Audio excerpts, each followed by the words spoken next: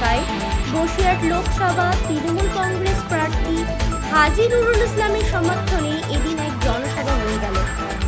এই জনসভায় উপস্থিত ছিলেন বসিরহাট লোকসভা তৃণমূল কংগ্রেসের প্রার্থী হাজী নুরুল ইসলাম সহ বসিরহাট উত্তরের বিধায়ক রফিকুল ইসলাম, বসিরহাট দক্ষিণের বিধায়ক ডাক্তার সপ্তর্ষি ব্যানার্জি, উত্তর চব্বিশ পরগনা জেলা পরিষদের সদস্য সৌরেন্দ্রনাথ পাল, হাসনাবাদ ব্লক সভাপতি ইস্কেন্দার গাজী, বসিরহাট সাংগঠনিক জেলা আইএনটিটিইউসির সভাপতি কৌশিক দত্ত, বসিরহাট কোর্টের বিশিষ্ট আইনজীবী অরিন্দম গোলদার সহ অন্যান্য নেতৃবৃন্দ।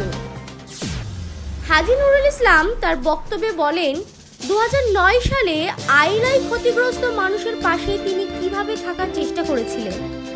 তিনি বলেন, শ্মশানঘাট এবং কবরস্থানে তিনি সংসদ থাকাকালীন কিভাবে উন্নয়ন করার চেষ্টা করেছিলেন। তিনি প্রতিশ্রুতি দেন, বসিরহাট ছেড়ে আমি কোনোদিন যাইনি, আপনাদের ছেড়ে যাব না। এবং 2009 25 তারিখে যখন আমি ডিএমের সঙ্গে কথা বলছি, চালতেবেড়িয়া এবং হিঙ্গলগঞ্জের পানীয় জলের ব্যাপারে কথা বলছি, সেই সময় আয়লা শুরু হয়েছিল। আমি ওই অবস্থায় সন্দেশখালীতে ডুবে গেছি। তখন দেখলাম একের পর এক গ্রাম ভাসতে ভাসতে আসছে। সেই অবস্থায় দিদি আমাকে ফোন করে বলেছিল, তুই চলে আয়, বাড়ি আয়, এই অবস্থায় এখন থাকিস না। সেই দুর্যোগ আবহাওয়া, গাছপালা ভেঙে রাস্তা বন্ধ, আমি আপনাদের সঙ্গে আইলাই সন্দেশখালী হিঙ্গলগঞ্জ মিনাকা বিস্তীর্ণ এলাকার মানুষের সাথে ছিলাম।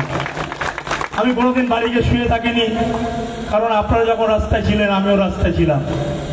তাই আমার একটা সম্পর্ক আলাদা, যে আপনাদের সঙ্গে আমি থেকে কতটুকু উন্নয়ন করতে পেরেছি সীমিত ক্ষমতার মধ্যে দিয়ে একটার পর একটা কাজ করার চেষ্টা করেছি।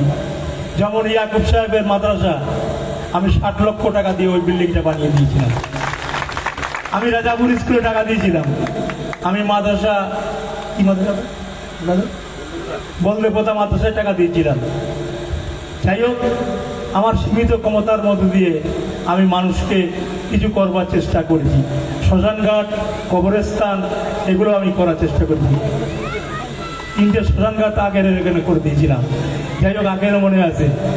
আমি মেডিকেল কলেজটা, বসিরহাটের মেডিকেল কলেজটা আমি ওখানে অপারেশন করার জন্য 20 লক্ষ টাকা দিয়েছিলাম সরঞ্জাম কেনার জন্য, 10 লক্ষ টাকা দিয়েছিলাম রং করার জন্য, একটা হাই মাস লাইট দিয়েছি, অ্যাম্বুলেন্স করে দিয়েছি, ন্যায্য মূল্যের ওষুধের দোকান করে দিয়েছি।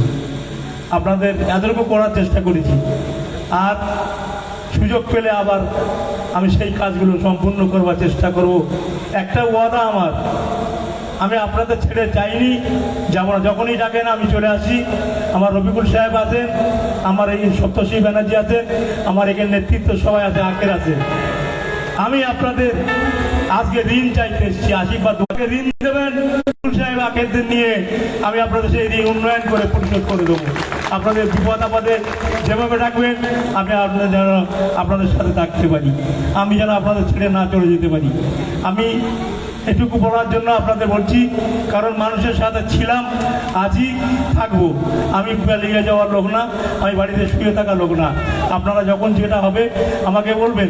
আর এমপির বাড়ি যেতে হবে না, উন্নয়নের জন্য এমপি আখেরদের বাড়ি বাঁধা থাকবে, আপনাদের ঘরে বাঁধা থাকবে। হাজী নুরুল ইসলামকে নিয়ে মানুষের উচ্ছ্বাস আর জনপ্রিয়তা বুঝিয়ে দেয়।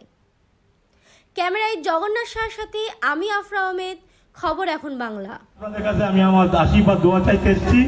আপনারা আমাকে দোয়া করুন, আশীর্বাদ করুন, আমি যেন পরবর্তীকালে আবার আপনাদের সাথে থেকে কাজ করতে পারি। সবাই আমাকে দোয়া করবেন।